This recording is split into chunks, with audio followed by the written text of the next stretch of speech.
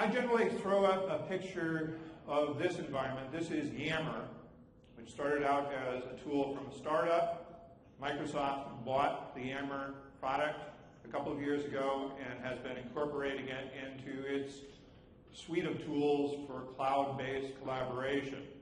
So SharePoint is supposed to be a cloud product these days, if you haven't heard. It's part of the Office 365 suite, along with a number of collaboration tools, and Yammer is promoted as the social component of that. Oddly enough, Microsoft bought Yammer just as they were starting to introduce some fairly serious social capabilities in SharePoint, which they're now figuring out what to do with. Part of the reason I throw this up first, though, is it does look a lot like Facebook, or maybe like Facebook did a couple of years ago.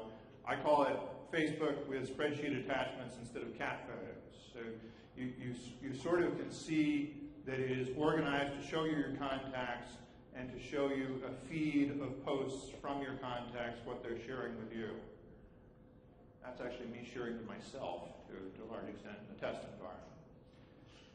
But what's really important about a social network for business is the connections. It's not necessarily the software that makes the connections manifest. The connections between people, both the direct connections and the indirect connections where people can introduce you to people.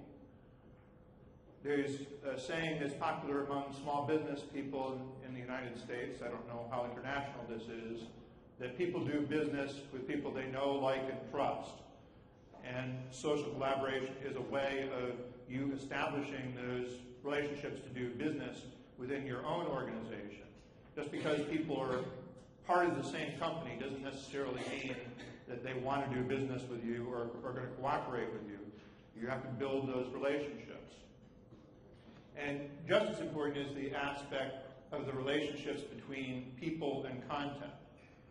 I talk about this a lot in the context of the official policy document, or maybe it's the official procedure document, that lays out how things are supposed to be. But the information you're looking for sometimes is not in that document. At least if you can find out who the authors or co-authors of that document are, and you have a link back to their profile that has information about how to get in touch with them, has gathered together, neatly organized, hopefully, the other content that they have created. You may be able to find the answer to your question online, or you may just need to pick up the phone and call that person or email them, because all their contact information should be on that profile if it's set up properly.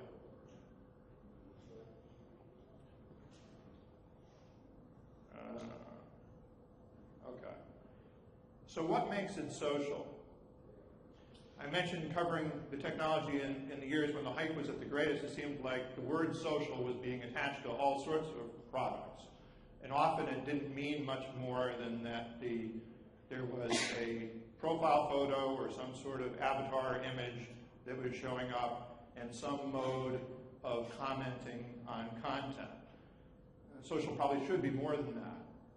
But I actually do think that being able to see people's photos in the context of business applications is an important change. It gets us in the mode of feeling that we are using these computer systems to interact with people, not just interact with data. A social collaboration environment provides many opportunities for us to connect. And they also tend to be pull versus push.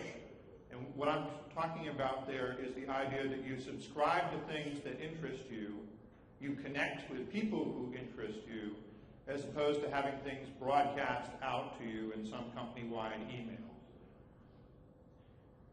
There are a few different types of connections that we can form.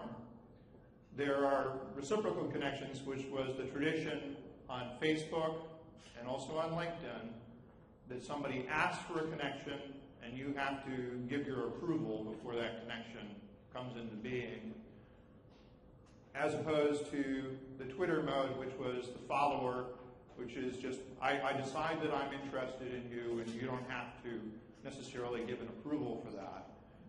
I tend to see more follower models in business social networks, just because people don't want the friction or the hassle of approving individual things. And the assumption within business is that we all should be willing to connect and work with each other. Maybe a false assumption.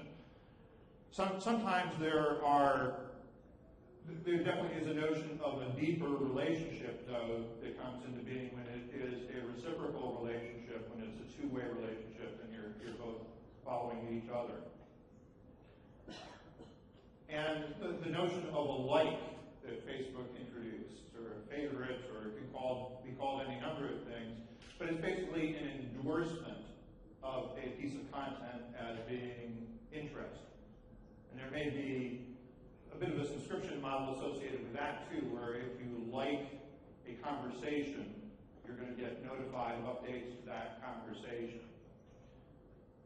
Commenting or sharing is another way of showing that you find some content interesting or that you have something to add to it. So that is a way of exposing this content to your network and can be a way of spreading it. Now, my own company is an example of a user of an enterprise social networking product. This is the Jive product. We were an early customer of theirs. Jive is one of the standalone startups in the social collaboration space. They were held up as a positive example of a number of years ago when they went to an initial public offering of their stock. Their stock hasn't done that well lately, so they're not necessarily seen as quite the bright, shining example at the moment. But it is a very capable and well-rounded social environment. And the gentleman's profile I'm showing you there, David Levin was until recently our CEO of a global company that had grown through acquisitions. And one of the reasons that he became an early advocate of this mode of collaboration and communication was he felt that having grown through acquisitions, we didn't really have a corporate culture. We had lots of little pockets of people working together differently, and we needed to act a little bit more like one company. By being active in this environment and sending out messages as things that he would post to an internal blog, rather than sending out company-all emails, he also invited interaction, invited feedback from the worker bees, from the regular employees. Whereas you might be hesitant to click reply to all on a company-wide email. In fact, you might be very foolish to do so. You would annoy a lot of other people, particularly if multiple people start replying to all. My favorite is when somebody then starts replying to all, saying, "Stop replying to all." But it is a way of inviting interaction, and Mr. Levin has moved on, but many other executives within the company have kept up this tradition. Our divisional CEO is also very active in posting blogs, and we may get an email note saying that he posted a new blog. We'll get a notification, but he won't include the content in there. You have to go into the social environment to see it. Mobile is also a very important dimension of this, just as it is with public social media. I won't dwell on this, but you can see that the Yammer social environment looks a lot like the Twitter social environment. It's a quick way of giving interaction and feedback. The notion of adapting public models for what used to be called Web 2.0, that term came out around 2000 or so, when we started to have phenomena like blogging and Wikipedia, where people were getting together and creating knowledge, creating content on the web collaboratively. And the term Enterprise 2.0 was coined about 2006 by a gentleman named Andrew McAfee, who wrote a post in MIT Sloan Business Review talking about emergent collaboration. So the idea that the structures that we're looking for are going to emerge from the interactions of people rather than being imposed from above. And as social media and other modes have come along, those have been incorporated as well. Fundamentally, this is supposed to be about networking for work rather than play.